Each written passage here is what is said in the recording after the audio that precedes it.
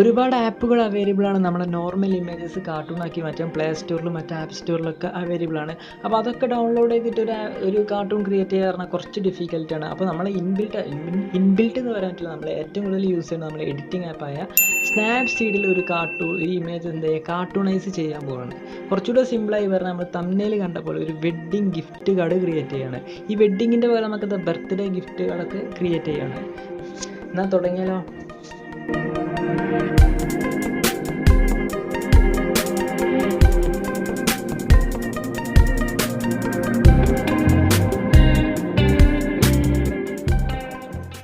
First of all നമ്മൾ നേരെ ഗൂഗിളിൽ കയറിയിട്ട് ഒരു കാർട്ടൂൺ ഇമേജ് ഡൗൺലോഡ് ചെയ്തെടുക്കണം. നേരെ ഗൂഗിളിൽ കയറിയിട്ട് കാർട്ടൂൺ കാരിക്കേച്ചർ എന്ന വെഡ്ഡിങ് കാർട്ടൂൺ എന്നൊക്കെ സെർച്ച് ചെയ്താൽ മതി. ഒരുപാട് ഇമേജ് റിസൾട്ട് കിട്ടും. ഗൂഗിൾ ഇമേജസിലാട്ടോ സെർച്ച് ചെയ്യുന്നുണ്ട്. അപ്പോൾ അതിന് എന്ത് ചെയ്യുക, ഒരു ബെറ്റർ ആയിട്ടുള്ളൊരു ഓപ്ഷൻ തിരഞ്ഞെടുക്കുക. ഒരുപാട് ഇമേജസ് കാര്യങ്ങളൊക്കെ ഉണ്ട്. നമ്മളൊരു ക്രിയേറ്റീവ് ഐഡിയയ്ക്ക് നമുക്ക് ഏറ്റവും സിമ്പിളായിട്ട് ഏതാ ചെയ്യാൻ പറ്റുന്നത് ആ ഒരു ഇമേജ് എന്ത് ചെയ്യുക, സെലക്ട് ചെയ്ത്. അപ്പോൾ ഞാനിതവിടെ ഈ ഒരു കാർട്ടൂണാണ് സെലക്ട് ചെയ്യാൻ പോകുന്നത്. ഇത് കണ്ടപ്പോൾ തന്നെ കുറച്ചുകൂടെ ഒരു സിംപ്ലിസിറ്റി ആയിട്ട് തോന്നി. ഇത് നമുക്ക് എന്ത് ചെയ്യുക, തല മാത്രം ഒന്ന് വെട്ടി വെച്ചാൽ മതി. അപ്പോൾ നോക്കി ഇതിലേക്ക് റെഡി ആയിട്ടുള്ള 2 തലകൾ കണ്ടെത്തണം. അതായത് ഒരു ബ്രൈഡിനെയും ഗ്രൂമിനെയും സെലക്ട് ചെയ്തെടുക്കണം.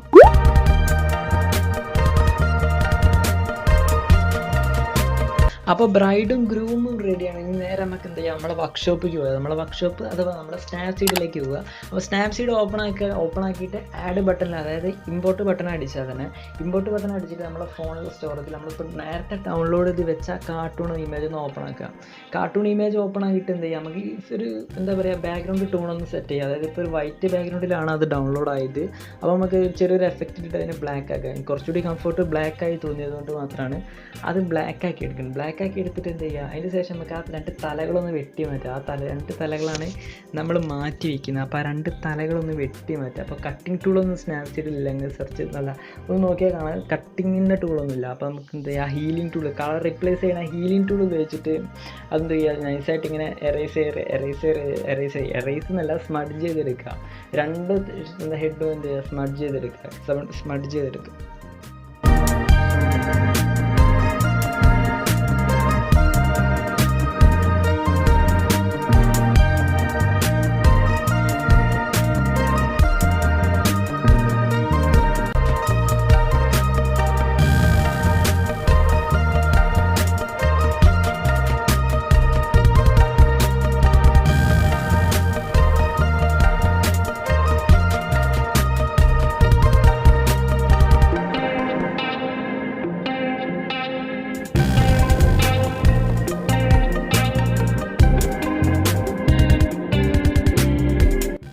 സോ സംഗതി റെഡി ആയിട്ടുണ്ട്. 2 ഹെഡും സ്മഡ്ജ് ആയിട്ടുണ്ട്. സ്മഡ്ജ് ആയി കഴിഞ്ഞാൽ നേരെ എന്ത് ചെയ്യുക, നമ്മൾ 2 ഹെഡ്, അതായത് നമ്മൾ ബ്രൈഡിനെയും ഗ്രൂമിനെയും ഇമ്പോർട്ട് ചെയ്യാം.